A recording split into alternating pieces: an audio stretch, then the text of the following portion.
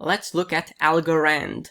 First off, read this disclaimer carefully and do your good deed of the day by liking and subscribing. So we go here to the cryptocurrencies, and here is Algorand / the US dollar. So let's quickly look at their website. So it is, the blockchain for the future for future finance. It builds technology that accelerates the convergence between decentralized and traditional finance by enabling the simple creation of next-generation financial products, protocols, and exchange of value. It is quite interesting that they are sort of reaching out here to traditional finance. So that it is a very interesting take. Yeah. That is definitively something that could work out pretty well as far as adoption goes. Because the issue with quite a few of these cryptocurrencies out there is that they are sort of too disruptive. Like, they are so out there that it is legally almost impossible for traditional finance to have anything to do with them. Because the financial industry is really tightly regulated, and if you get too decentralized, too fancy with things, then you can get into serious legal issues. So yeah, but yeah, a very interesting take. This bridge building approach. So FutureFi on Algorand: create and deploy tokens, NFTs, stablecoins, securities, currencies, simple and cost-effective payment infrastructure. Create new financial tools, protocols, and services. Yeah. Here is their ecosystem of applications.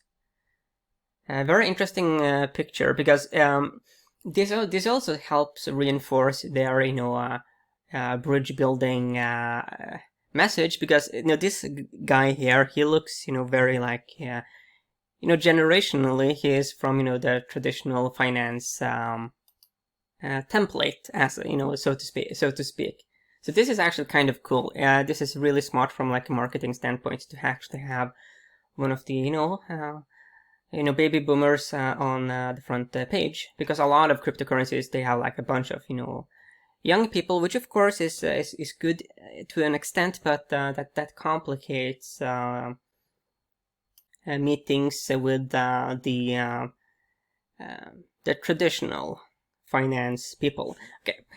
Silvio Micali and his team of leading cryptographers, computer science experts, mathematicians, and economists are focused on developing tech that will empower users to be successful in the brave new world. Yeah. Okay, let's just jump into the analysis.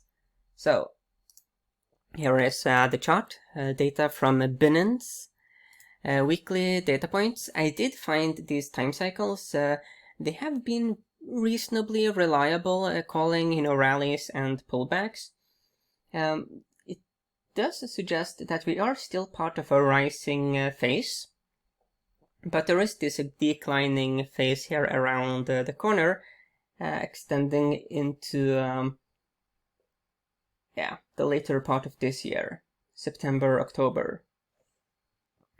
Okay. So we did here find support at the green 50-week moving average. Boom, boom, bounce, here bounce. So it was a good buying opportunity. So the current situation is that we sort of have a move already underway. But there is an event happening right here and right now, and that is with this blue 100-day moving average. It has a good history of offering support here, as you can see with these blue arrows, but it is currently a pretty strong resistance level.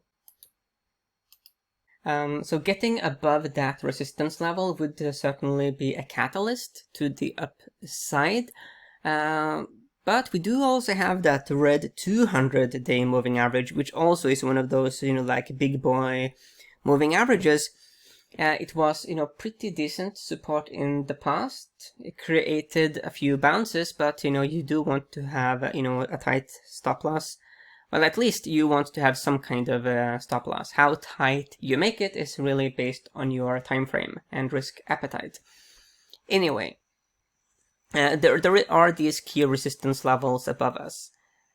Given that this pair tends to move in these time cycles, there is an increased probability that these resistance levels will contribute to the declining phase playing itself out, which wouldn't be like a big problem either. It is healthy to have these breaks every now and then to relax a bit and then run higher with, more vigor.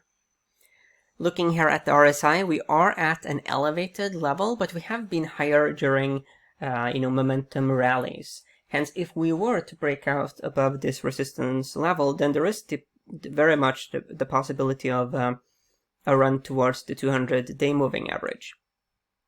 So there could be more fuel left in this rally, but then again, from a purely like strategic, tactical standpoint, it wouldn't be like a big problem to just have that declining phase, because the blue 100-day moving average is moving downwards quite negatively. Hence, it will not be like a big challenge to really get above it in the future anyway. So it's not like a big issue.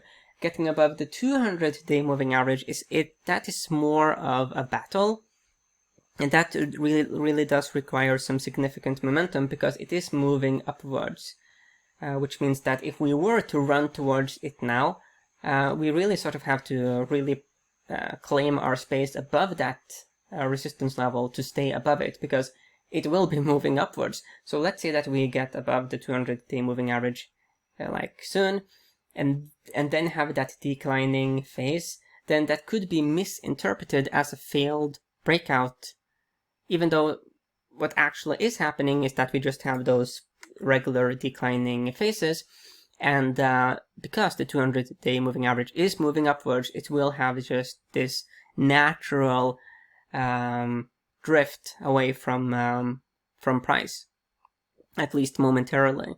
Because, the 200-day moving average is, of course, continually recalculated.